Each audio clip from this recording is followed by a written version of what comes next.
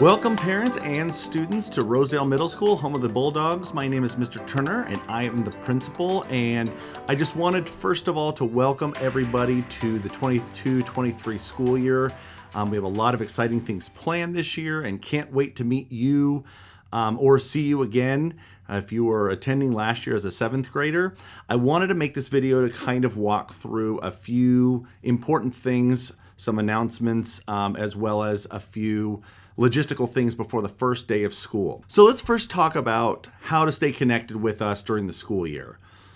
We have a lot of ways that we disseminate information, the first of which is our website. So if you go to ruesd.net/Rosedale Middle, that'll take you to our page, and from there you can navigate to a few different things. The first of all being on the front page, we typically put the announcements or things on there that are the most important. So currently you'll see our handbook, which is probably the most important thing to go over right now. And I really highly encourage everyone to take a look at that.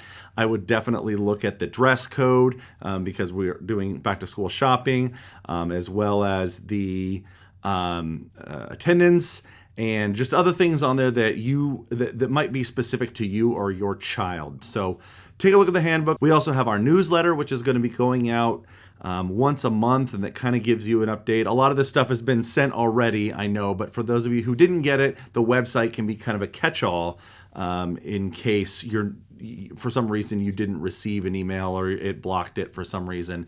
It will be available on the website. And then our email and text blasts that go out. Hopefully you guys have been getting those. If you haven't, please let us know, and we can make sure to get you on those email blasts. So ways that you might want to check on that: first of all, see if it's spammed or blocked. A lot of times that's the reason why emails don't go through. If you came to us from a feeder school, most likely we've got your contact information as well as your email address in there, so it should be going there that way. However, it might be blocked or the spam catcher got it for some reason. And the same with the texts. And so, okay, I think the first thing to talk about is tomorrow, Tuesday, August 16th at noon.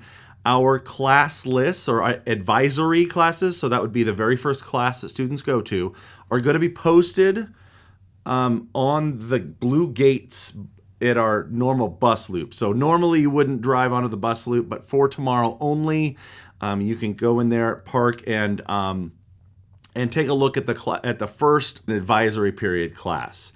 So students will have advisory period, and then during that class, they're going to get the rest of their classes. So right now we'll have those posted, kind of taped on some boards outside of the blue gates. Again, go take a look. Find your student. It'll be in alphabetical order by last name. Find the name, the room number, and then head on into campus.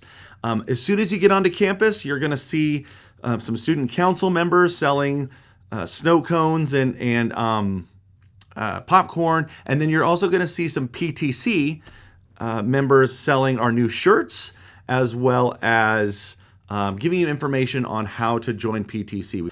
We got new shirts, very excited about that. If you go on to our PTC Facebook page, you can see myself as well as Miss Manning sporting a couple of those shirts. But we're really excited about that, as well as all the other things that we have planned this year for PTC. So go on in and then tour the campus. Take a look at our maps. You can, first of all, I'm going to put a QR code up there right here.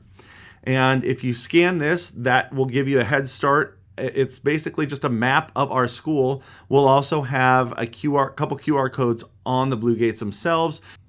You can scan those and then take a look around campus. Campus will be open until 4 p.m. Okay, the first day of school. There's a few things to talk about when it comes to the first day of school. First of all, our campus hours are from 8 a.m. until 4 p.m. However, students, their schedules are from 8:20 to 3 o'clock. For arrivals, there's a few options. Option number one is to take the bus. So we do have bus routes. They are posted both on our website. They're also posted on the district website. So go there for information on which bus route to take, as well as the bus stop and locations for your neighborhood.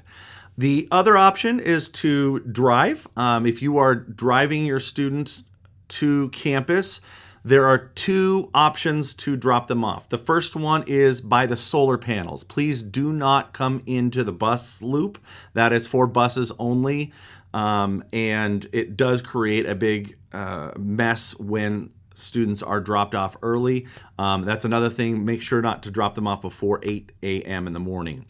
But by the solar panels right next to our gym is a drop-off loop in front of the school.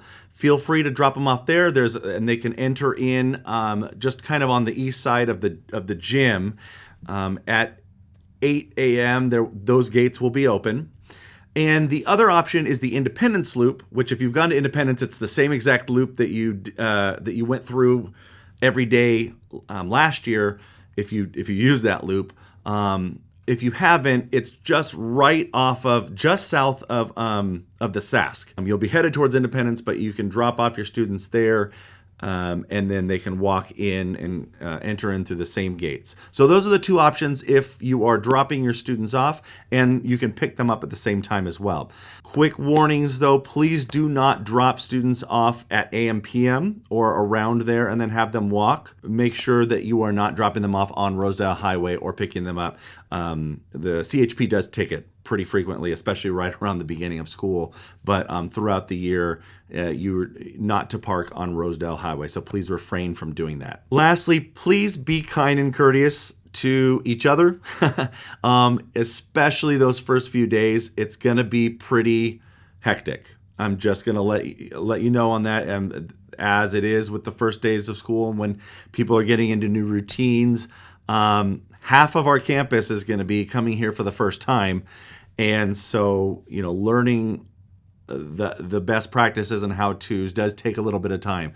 So please be patient with each other as well as our staff as we try to, as you are moving through with your cars. Be kind and courteous to each other as we would expect our students to be as well. Additionally, make sure to talk with your student about where and when to be, where you're going to be picking them up, so that way there's no confusion about, are they going to be going on the front of the school or on the which loop they're going to be versus where you're going to be with the car. So just some kind of tips that, as I've been doing this for many, many, many years, these are some of the things that come up year after year. You might want to have that conversation with them before, especially for dismissal. There's a couple of new policies and procedures that I did want to go over that were not necessarily in place last year that we want to make sure are very clear. So first of all, bikes and helmets. This was in place last year, but I just wanted to make sure that everyone knew if your student is going to ride a bike to school, we do have a bike rack and we can lock that up. It is the law that they wear a helmet. So just FYI, make sure, and not just that they bring it, but they do have to wear it. There are no skateboards allowed this year on campus at all. So please let your students know that they are not able to ride their skateboards to and from campus. They can take the bus or they can walk, but a skateboard is no longer allowed. And then dress codes. Dress code is always something that is important. Please look it over. There's a whole list of things on our handbook that are allowed or not allowed, or just kind of what the guidelines are for those. The one big change from last year is that we are not allowing Crocs to be part of our dress code. So that does interfere with PE, and we just had enough problems last year with students wearing them inappropriately with the backs and safety-wise, it's just not a good thing. So we're saying no more Crocs. So that might be, if you had a student that was if you have an 8th grader, you might want to relay that to them because those will not be allowed this year. So I think that's it for the basic handbook rules. You can look over the rest of them. There's a lot of good information there. I know it's kind of lengthy, but I wanted to go over some of the big changes from last year to this year and just some of the focus areas that we wanted to pinpoint. Okay, that's about it for now. Make sure to sign up for our PTC page, the RMS PTC page on Facebook. We put a lot of information on there, announcements and things like that, as well as what's going on at the school. So if you haven't done that already, make sure to do that. And I'm looking forward to meeting all of you. So that's it for now. And every once in a while, these videos will pop up with some more information. So subscribe, and I'll see you all on Tuesday. See you tomorrow.